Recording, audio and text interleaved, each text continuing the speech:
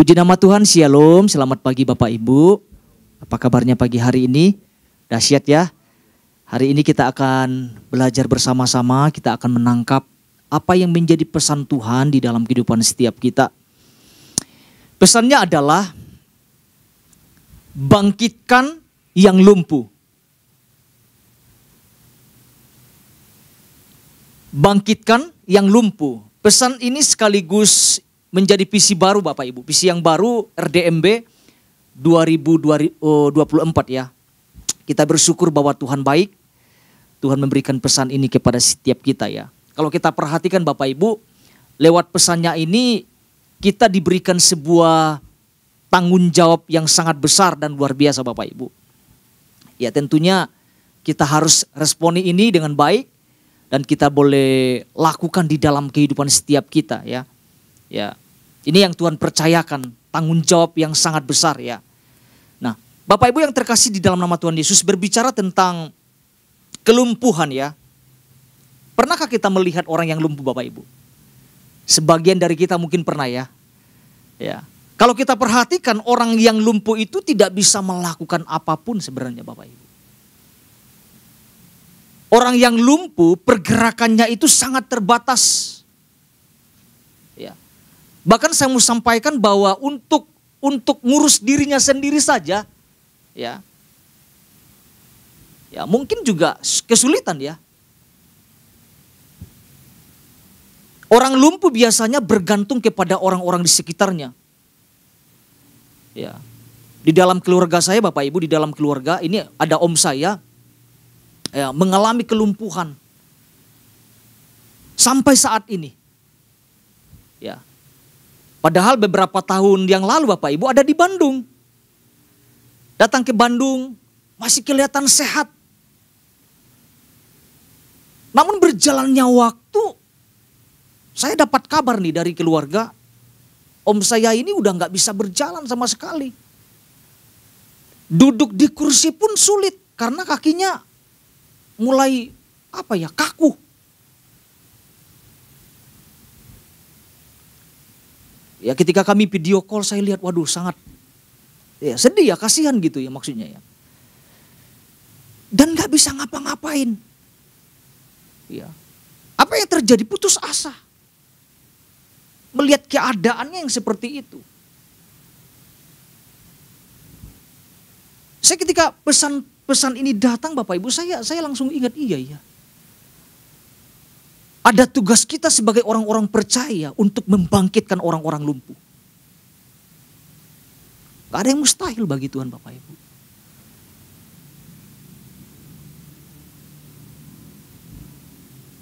Ya.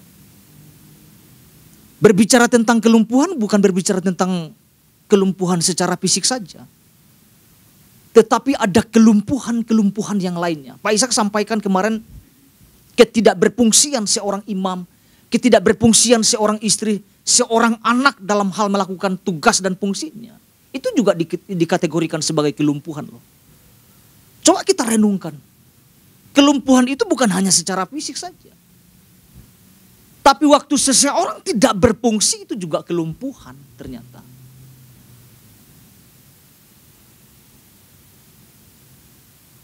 Ya. Maunya dilayani. Betul ya? Tidak mau melayani, maunya dilayani.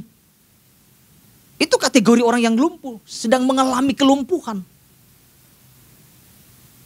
Pak Ishak kemarin sampaikan tentang dalam pelayanan. Ini saya renungkan ya, tentang sekedar menyandang jabatan. Banyak gak kita temukan menyandang jabatan tapi tidak melakukan apapun Bapak Ibu.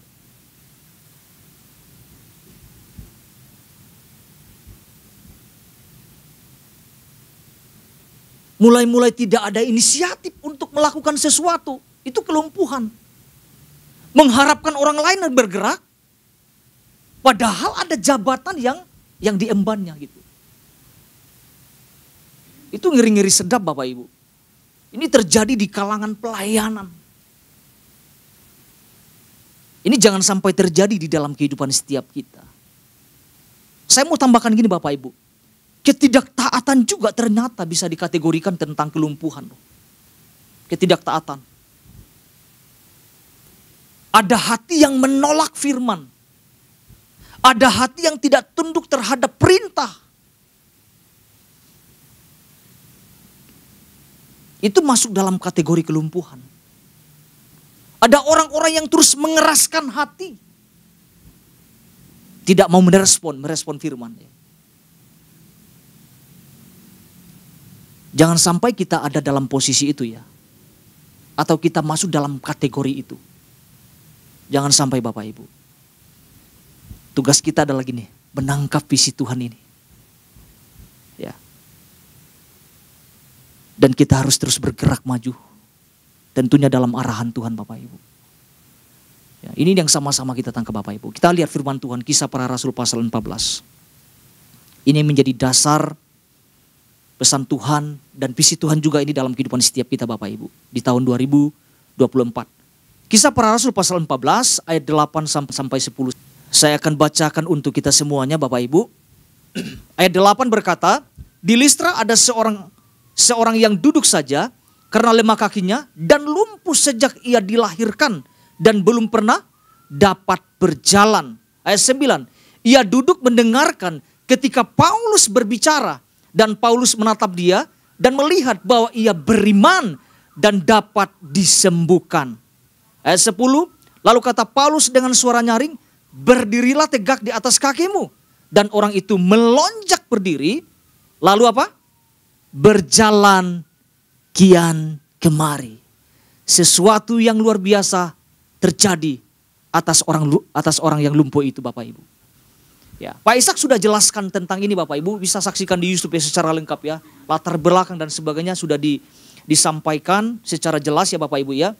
Kalau kita perhatikan kan perikop ini menceritakan tentang perjalanan pelayanan Rasul Paulus dan Barnabas Bapak Ibu. Yang begitu luar biasa. Kita bisa melihat dalam perikop ini ya Bapak Ibu ya.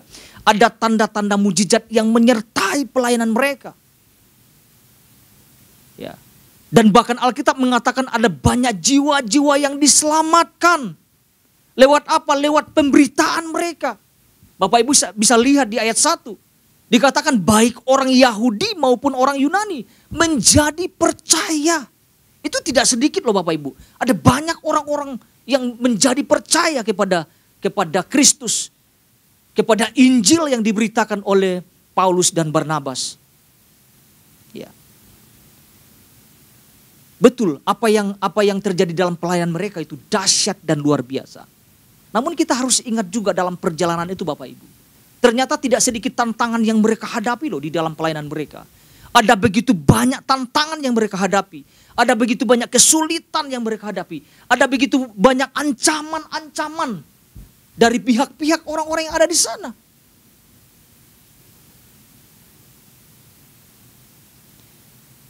Bayangkan di Rempar Batu Bapak Ibu, itu ngeri itu. Diludahin aja sakit ya Bapak Ibu, betul ya. Ini dilempar batu.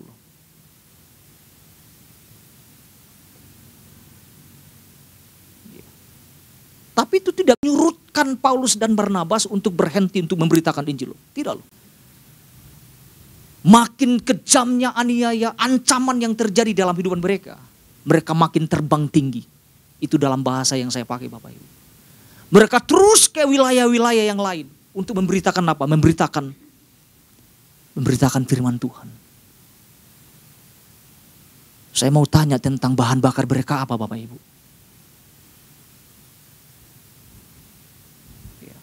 Semangat ini harus ada di dalam diri kita. Ketika Tuhan memberikan visi ini Bapak Ibu.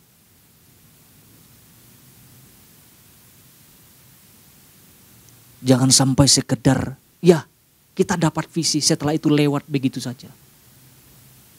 Kita harus ingat ini tanggung jawab yang Tuhan percayakan. Katakan amin Bapak Ibu. Dan kita harus laksanakan ini. Ya. Sebelum kita jawab Bapak Ibu, saya akan bacakan tentang inti pesan Tuhannya ya. Ya. Tuhan ingatkan ini Bapak Ibu, saya bagi 3 poin ya, secara cepat ini inti-intinya saja Bapak Ibu ya. Yang pertama itu kita diingatkan bahwa Tuhan itu konsisten. Dengan apa? Dengan rencananya dalam kehidupan setiap kita. Kalau Tuhan dikatakan konsisten, maka kita pun anak-anaknya harus apa Bapak Ibu? kok konsisten juga ternyata. Jangan gini, Tuhan konsisten terhadap rencananya, kita anak-anaknya, kita duta-dutanya Tuhan, tidak konsisten. Ya. Sebenarnya dalam inti pesan Tuhan ini Bapak Ibu, kalau kita tangkap, kalau kita dengarkan lagi di YouTube, cukup buat kita. Itu udah jelas sekali. Kalau Tuhan konsisten, maka kita perlu konsisten di dalam kehidupan setiap kita. Dalam hal apapun yang Tuhan percayakan, Tuhan kasih visi yang besar buat setiap kita. Ya. Tentunya kita perlu konsisten terus berjalan dalam periode 2023 sampai 2024. Ya. Kita perlu bergandengan tangan untuk bergerak maju bersama-sama. Dimulai dari mana? Kelompok kecil dari keluarga kita. Imam harus nangkap pesan ini, visi ini. Imam harus terus memberitakan, menyampaikan bahwa ada tugas yang besar yang harus kita selesaikan. Bergandengan tangan. Ya.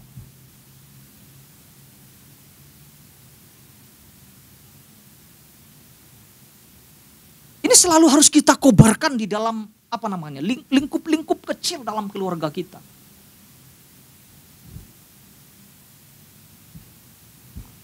Jangan sampai gini Bapak Ibu, jangan sampai kita udah nangkap sesuatu, bagian yang lain dalam keluarga kita belum nangkap ini. Kita ambil langkah, ya udah diam saja, ya terserah kamu mau nangkap atau tidak. Itu ada tugas imam untuk terus mengobarkan, menceritakan, menyampaikan tentang visi ini. Yang kedua apa yang dikatakan Bapak Ibu ya? Lewat pesan Tuhan ini Tuhan mau kita orang-orang percaya membangkitkan orang-orang lumpuh. Ini tugas besar Bapak Ibu. Khususnya yang ada di gereja kita ini. Ya. Tuhan tekankan karena gini, ada banyak orang-orang yang lumpuh yang harus dibangkitkan. Nah Tuhan mau pakai setiap kita loh Bapak Ibu. Ini dahsyat loh Bapak Ibu. Saya mau sampaikan kita adalah orang-orang yang beruntung. Karena kita bisa dipercaya sama Tuhan. Yang ketiga Bapak Ibu, yang ketiga. Hal yang perlu kita lakukan pertama-tama adalah memberitakan Injil kepada orang-orang lumpuh. Agar lewat pemberitaan Injil yang kita lakukan, seperti yang Rasul Paulus lihat kepada orang lumpuh, ia beriman. Alkitab katakan dan dapat disembuhkan.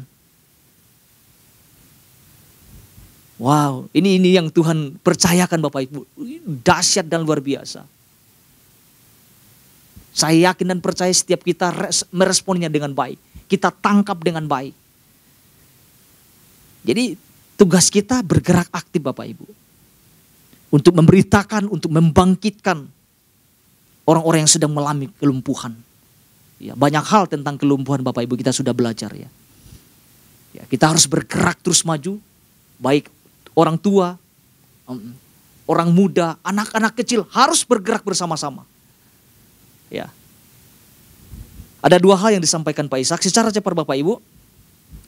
Beberapa prinsip ya. Ada dua prinsip. Yang pertama adalah sadari bahwa diri kita harus merdeka dari kelumpuhan terlebih dahulu. Bagian ini perlu kita renungkan Bapak Ibu. Jangan-jangan kita juga sedang tanpa sadar kita sedang mengalami kelumpuhan loh. Tuhan ingatkan ini dalam poin pertama. Yang kedua, sadari bahwa ada orang-orang yang hendak melumpuhkan kita sebagai orang percaya. Ya, Pak Ishak sampaikan kemarin hal ini mah selalu ada. Namun bagian kita terus bergerak maju. Pagi hari ini Bapak Ibu kita akan belajar satu hal Bapak Ibu secara sederhana saja. Kita sama-sama tangkap ini Bapak Ibu ya. Kalau Tuhan sampaikan pesan ini, bangkitkan yang lumpuh, maka hal ini yang perlu kita lakukan Bapak Ibu. Yang pertama ini yang saya mau sampaikan, sadari bahwa tugas yang Tuhan percayakan ini adalah sesuatu yang sangat penting untuk kita laksanakan. Saya ulangi Bapak Ibu ya. Sadari bahwa tugas yang Tuhan percayakan ini adalah sesuatu yang sangat penting untuk kita laksanakan. Kalau saya singkat Bapak Ibu, sadari dan laksanakan.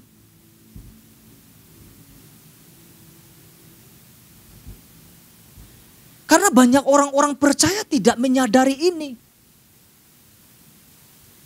Karena ada banyak orang-orang percaya tidak mau melaksanakan mandat ini, visi ini. Ketika Pak Ishak sampaikan kemarin, jangan jadikan visi ini sebagai pajangan. Saya coba renungkan, iya ya. Kadang-kadang ini yang terjadi loh Bapak Ibu. Visi yang besar yang Tuhan percayakan kita jadikan sebagai pajangan saja.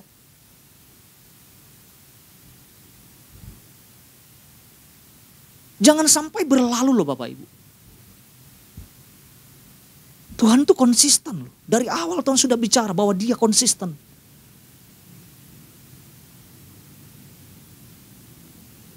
Tanggung jawab yang dipercayakan ini bukan tanggung jawab yang kecil. Ini berbicara tentang visinya Tuhan. Dan visi Tuhan ini menjadi bagian kita yang ada di dalamnya. Artinya gini Bapak Ibu, dalam keadaan apapun gini. Tugas ini harus dilaksanakan. Katakan amin Bapak Ibu. Dalam keadaan apapun, dalam situasi apapun, visi ini harus terlaksana.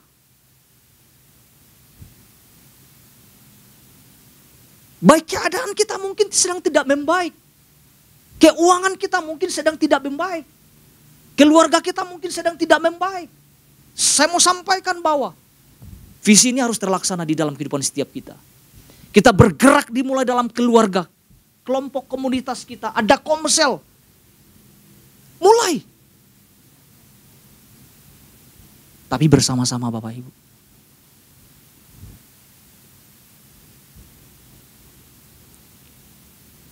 Kalau kita renungkan, bangkitkan yang lumpuh Bapak Ibu. Jangan nanya lagi apa saya bisa ya? Apa saya mampu ya? Saya mau sampaikan mampu dan bisa.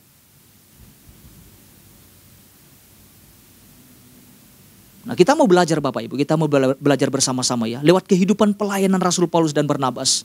Apa yang mereka lakukan dan apa yang membuat mereka tetap bergerak maju dalam tugas panggilan mereka. Mari kita lihat firman Tuhan.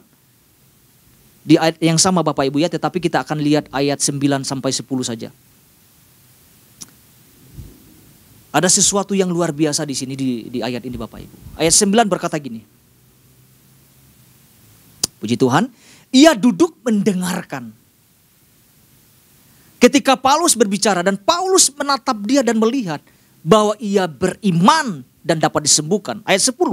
Lalu kata Paulus dengan suara nyaring, berdirilah tegak di atas kakimu. Dan orang itu melonjak berdiri lalu berjalan kian kemari. Ya. Alkitab menjelaskan bahwa orang lumpuh ini Bapak Ibu sejak lahirnya belum pernah dapat berjalan. Namun kita perhatikan ayat 10 bagian akhir.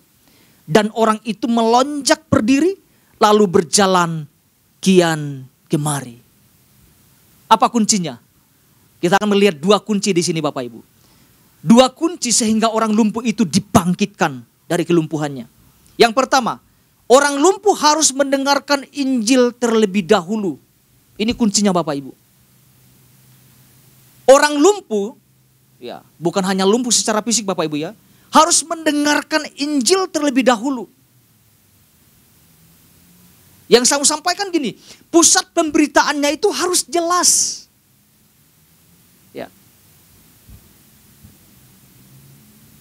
Harus Injil yang diberitakan. Harus firman Allah yang diberitakan. Bukan yang lain Bapak Ibu.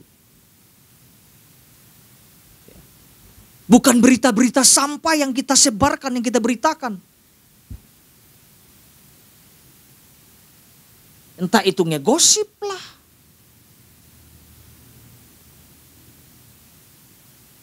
Ingat loh, pusat pemberitaan kita itu mesti jelas. Kenapa mesti jelas? Supaya timbul iman.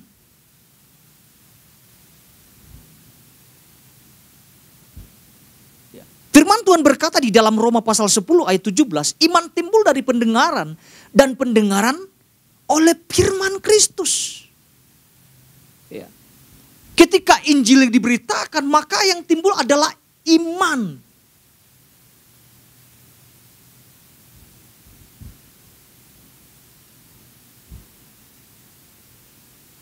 Bukan tentang kesusahan kita yang kita ceritakan. No, bukan. Bukan masalah-masalah pribadi kita, bukan. Tapi yang pusat pemberitaan kita adalah Injil Kristus.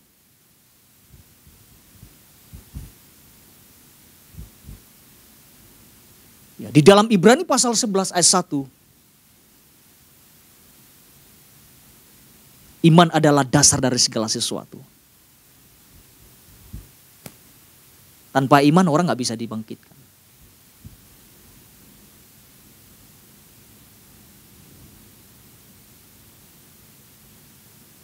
Jadi kita harus mengingatkan kepada diri kita Bapak Ibu. Bahwa kita ini sudah diperlengkapi loh.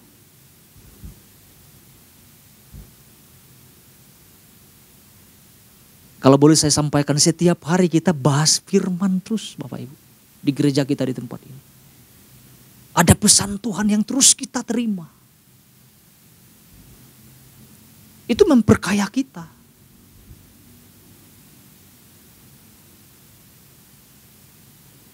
Itu bagian yang pertama. Yang kedua, kunci yang kedua adalah gini. Kunci yang kedua adalah Paulus melihat dengan ketajaman. Bahwa ada iman di dalam diri orang lumpuh tersebut. Ya. Yang menjadi fokus saya ada gini Bapak Ibu.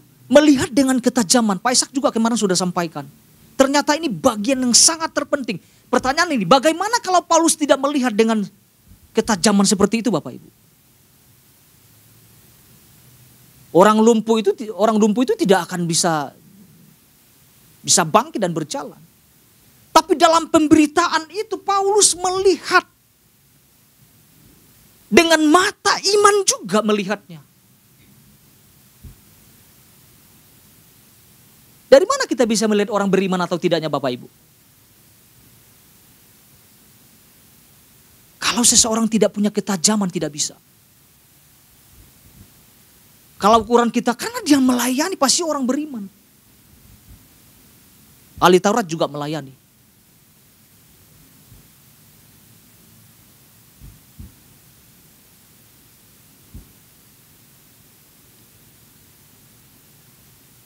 Iman itu ketika ada respon. Orang lumpuh ini memperhatikan, mendengar, membuka hati, membuka telinga, membuka mata. Untuk apa? Untuk menerima kabar baik, menerima Injil yang diberitakan oleh Rasul Paulus dan Barnabas. Dan rekan-rekan yang lainnya. Ingat loh Bapak Ibu, Tuhan ingatkan ini. Ada banyak orang-orang lumpuh yang perlu kita bangkitkan loh. Artinya kita harus punya ketajaman untuk melihat. Lihat sih Pak. Tapi saya gak mau lakuin. Itu juga error ya Bapak Ibu. Kita mau lihat. Pesan ini Tuhan kasih buat kita. Mulai kita terus banyak menambahkan sesuatu dalam kehidupan setiap kita. Kehidupan kita. Khususnya dalam kerohanian kita Bapak Ibu. Iman kita terus ditambah-tambahkan lagi. Ya. Karena kalau kita lihat perikop itu Bapak Ibu sebetulnya bukan yang lumpuh itu bukan orang satu orang ini saja. Yang lumpuh itu banyak. Lumpuh dalam hal iman. Lumpuh dalam hal hubungan dengan Tuhan. Lumpuh dalam hal kehidupan kerohanian. Kurang apa Barnabas dan Paulus memberitakan kabar baik. Ternyata gini, ada sekelompok orang yang menolak loh Bapak Ibu. Tapi sekelompok yang lain menerima tentang pemberitaan itu.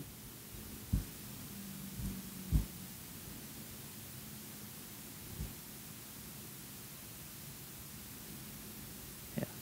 Jadi kalau kita membuka mata ada banyak orang-orang yang lumpuh hari-hari ini.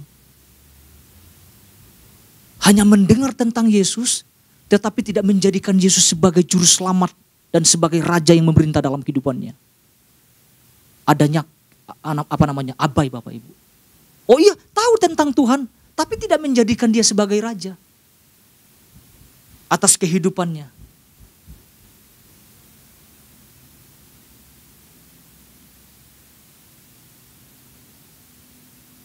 Jadi Sederhana ini yang saya mau sampaikan Bapak Ibu. Ini tugas kita dalam melaksanakan visi ini. Sampai selesai. Sampai pada kesudahannya. Karena Tuhan terus bergerak loh Bapak Ibu. Tiap tahun Tuhan kasih pesan buat setiap kita. Tugas kita adalah laksanakan. Kira-kira kita siap gak Bapak Ibu? Siap. Ya, kita prajurit-prajuritnya, kita duta-dutanya Tuhan. Yang harus siap, harus antusias, harus semangat untuk terus bergerak maju. Kita akan lihat ayat penutupnya Bapak Ibu. Ayat 3 kita bersama-sama lihat. Ayat yang ketiga dari Kisah Para Rasul pasal 14. Demikian firman Tuhan. Paulus dan Barnabas tinggal beberapa waktu lamanya di situ. Mereka mengajar dengan berani. Wow, luar biasa Bapak Ibu. Mereka mengajar dengan apa? Berani. Karena mereka percaya kepada Tuhan. Dan Tuhan menguatkan berita. Wow, ini luar biasa. Menguatkan berita tentang kasih karunia-Nya. Dengan mengaruniakan kepada mereka. Apa yang Tuhan karuniakan Bapak Ibu? Alkitab berkata gini. Kuasa untuk mengadakan apa? Tanda-tanda dan mujizat-mujizat. Bukan tanda, mujizat. Tanda-tanda dan mujizat-mujizat. Ya, kalau kita lihat di dalam Kisah Rasul pasal 1 ayat 8. Tuhan sudah memberikan kita kuasa. Wow. Jadi saya mau sampaikan ini Bapak Ibu. Di dalam diri kita anak-anak Tuhan.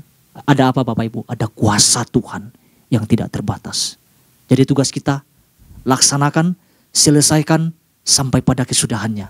Tuhan Yesus memberkati setiap kita.